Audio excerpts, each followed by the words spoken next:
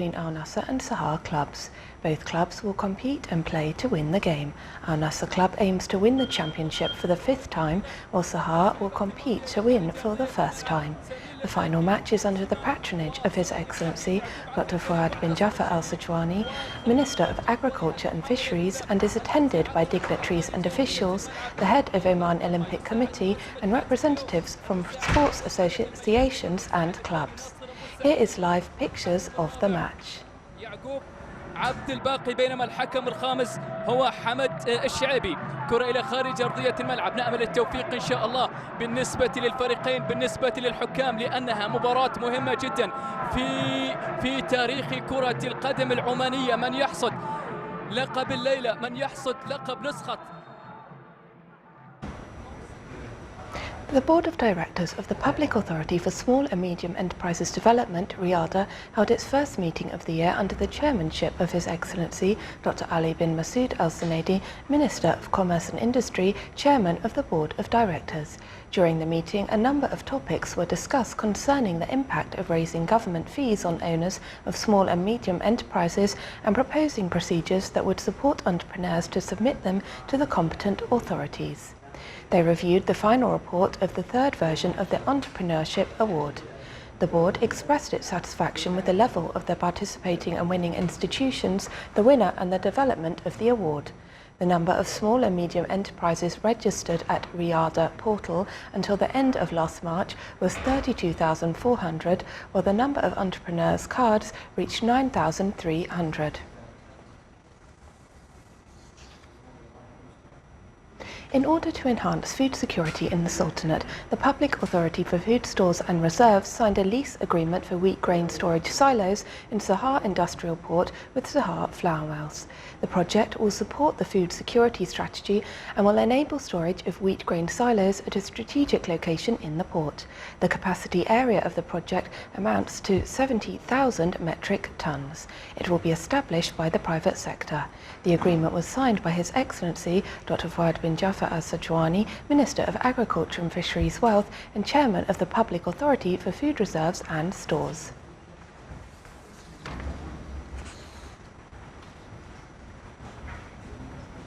The main committee for pisciculture in the Ministry of Agriculture and Fisheries held its first meeting for this year. Various matters concerning pisciculture and the current status for relevant applications and projects were discussed. The meeting also addressed new applications to start up new projects on pisciculture along the Omani coast for marine fishes like kingfish and prawns. The meeting was headed by His Excellency Dr. Fuad bin Jafar Al Sajwani, Minister of Agriculture and Fisheries.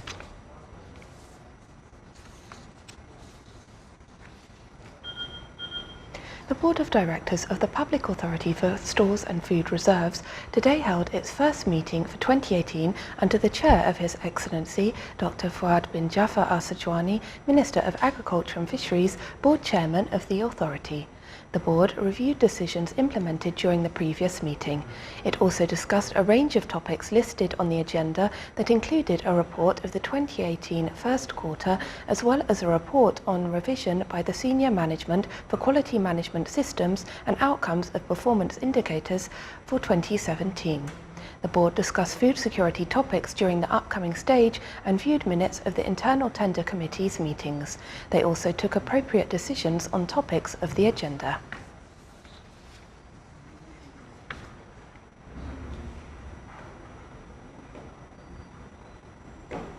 Aiming to raise awareness of future generations on the country's developments and how these developments can benefit them, Petroleum Development Oman launched the first session of its Majlis. Decision makers, economic planners representing different public and private institutions, executive officers and students attended the event. Our reporter Salah bin Khalfan Arabi has more details in the following report. Working closely with economic planners from around the country to identify opportunities, align efforts, and work towards creating a step change in the development of Oman were among the top aims of launching PDO Majlis. We're starting with the energy management and it is all opportunities and challenges in the coming years. So all people in the country, especially the economists and the industrials, they know what's coming ahead in this sector. Second, or the other really objective of this Majlis is to raise awareness of the importance of these topics to our students, our people in general, so they know what are the focus of the country in the coming years. Today we are starting with the energy management. The second one will be around the in-country value in Suhar. And the third one will be around the social investments activities and the concept of really CSR in the economy of oil and gas. And the fourth one will be about lean, because PDO has really very successful journey in lean. So we'd like to share this awareness and this knowledge with the wider community. The issues discussed in this Majlis focus on major contemporary issues and topics that are of importance to the Sultanate. Oman is moving forward of really deployment of renewable energy, and the kickoff of that is really a 500 megawatt project, which we have seen and witnessed a huge interest from the international and local market in participating in that project. There are different challenges, of course, in deployment of renewable energy. The first one is really technical, and the intermittency of renewable, the natural intermittency.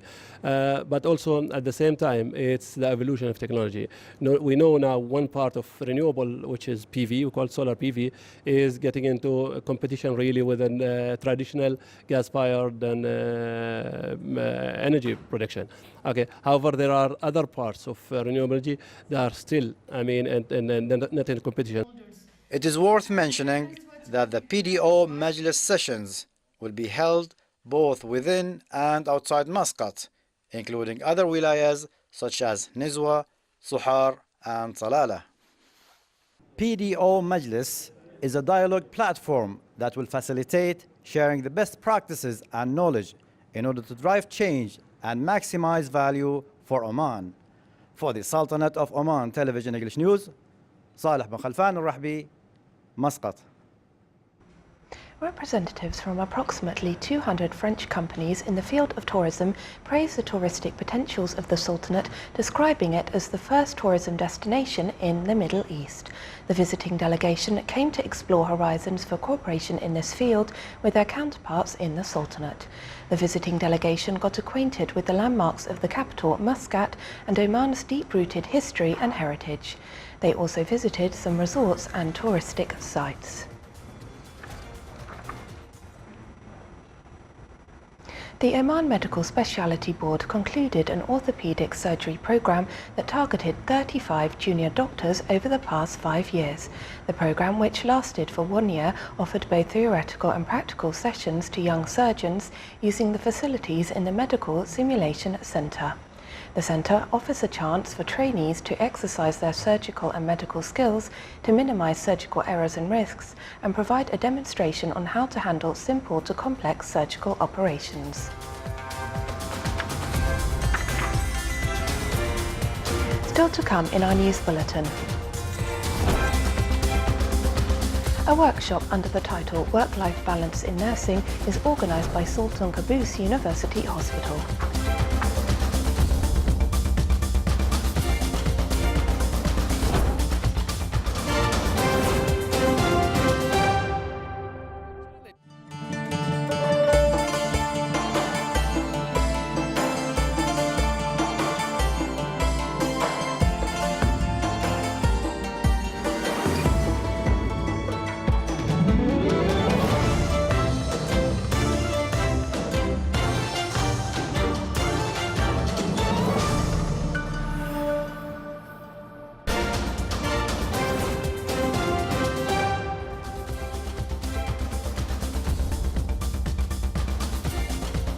Welcome back to the news from the Sultanate of Oman Television. Japanese Prime Minister Shinzo Abe today said that Japan will continue to proactively support Iraqi development as he met with Iraqi Prime Minister Haider al-Abadi in Tokyo. Earlier, al-Abadi attended a conference jointly hosted by Japan and Iraq, which aimed to discuss ways to improve public safety in the Middle Eastern country.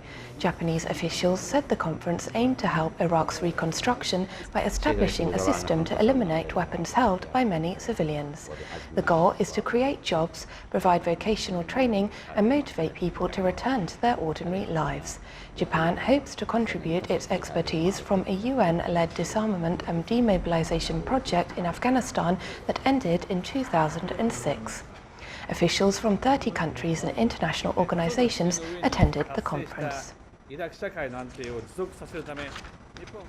The leaders of Cambodia, Laos, Thailand and Vietnam were taking part in a one-day meeting today to discuss challenges and opportunities facing the development of the Mekong River Basin and to review progress on the issue. The third Mekong River Commission Summit is taking place in the northern Cambodian city of Siem Reap. The leaders were joined by representatives from dialogue partners China and Myanmar. The MRC is tasked to look at a range of issues related to the development of the river, including sustaining fisheries, flood management and freedom of navigation. The summit is held every 4 years.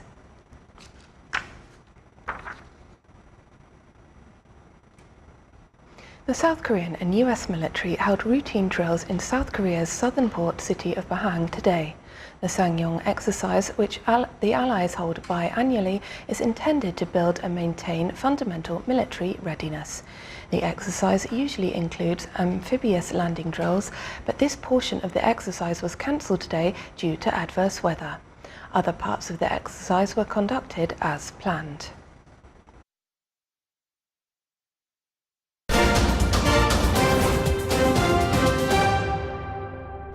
Back to some more local news.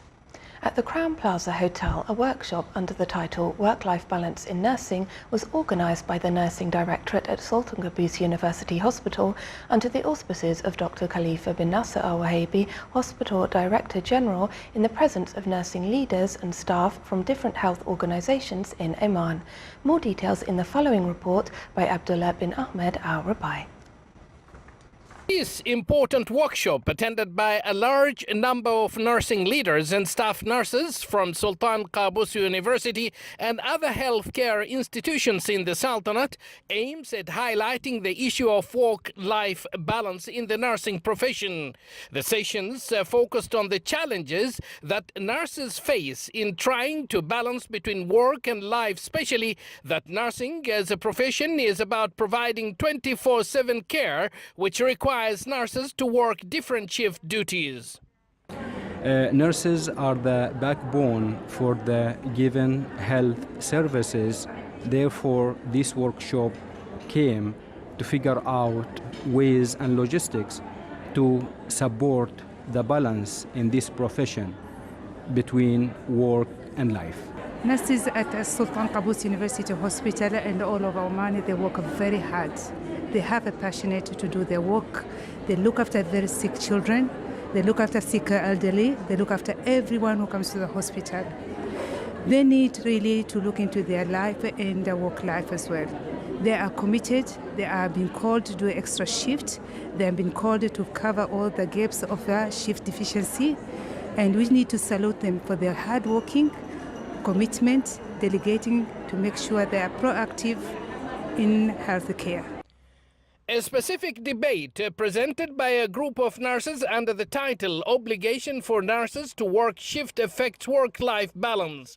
This debate witnessed intense discussions among nurses. It's about work-life balance, which is not affecting the nursing professional. It's actually all over. It's a universal issue.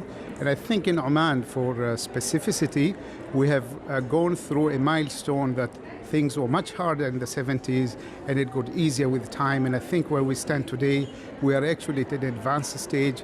And there's always a room for improvement and flexibility in regulations. And I hope as we go on, we'll see more advanced Today we are gathered here to raise awareness about nurses' work-life balance issues with the hope that we'll find more better solutions to have a flexible work-life balance. A number of scientific papers that highlighted various areas that would assist in meeting the need of the quality healthcare service and staff work-life balance. This particular workshop, we believe that as nurses that it will help us in the future to balance our work and life and for better productivity and quality care of patient and in our lifetime. Achieving a work-life balance is important as it will further enhance the quality of patient care by nurses and it will allow them fulfill their social roles and responsibilities. Abdullah bin Ahmed Al-Rubai, Sultanate of Oman Television, Crown Plaza Hotel. General Othmar Commander, Chief of Staff of Defence of Austria and his delegation visited the National Museum and were accompanied by Lieutenant General Ahmed bin Harith al-Nabhani, Chief of Staff of the Sultan's Armed Forces. The Austrian guest toured the different sections and halls of the museum and got acquainted with its antiques and unique Omani crafts. He was also briefed about the vital role of the museum in showcasing Omani history.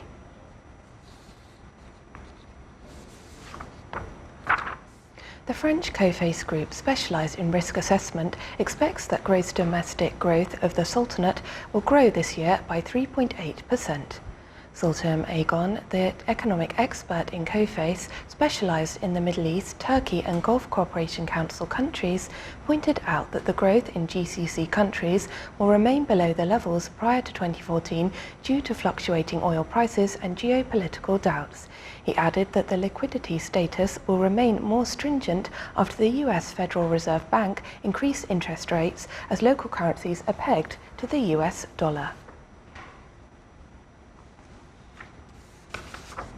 Muscat Securities Market General Index today gained 4.29 points, comprising a rise of 0.09% to close at 4,798.90 points compared to the last session, which stood at 4,794.61 points. The trading value today stood at more than 2.81 million Omani Rials, comprising a decline of 43.4% compared to the last session, which stood at 4.98 million Rials. The report released by MSN pointed out that market value inclined by 0.001% to reach about 17.9 billion Rials.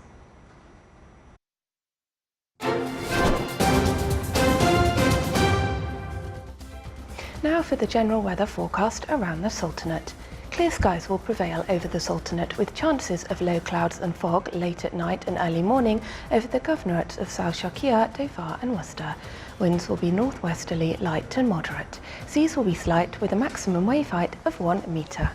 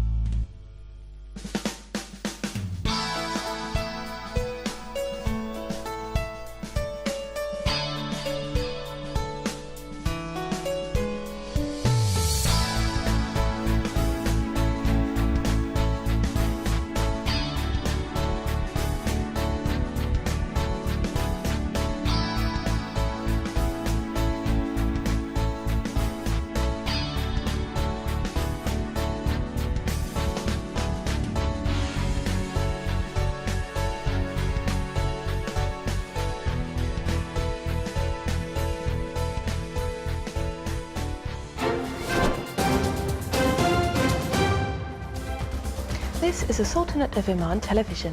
Before we end tonight's bulletin, here are the main points once again. The final match for His Majesty's Sultan Football Championship Cup starts between Al Nassr and Sahar clubs. The Board of Directors of the Public Authority for Small and Medium Enterprises Development discusses supporting SME entrepreneurs. And in order to enhance food security, the Public Authority for Food Stores and Reserves signs a lease agreement for wheat grain silos in Sahar Industrial Port. With that, we come to the end of tonight's news bulletin. From all of us here at the newsroom and the studios, it's good night.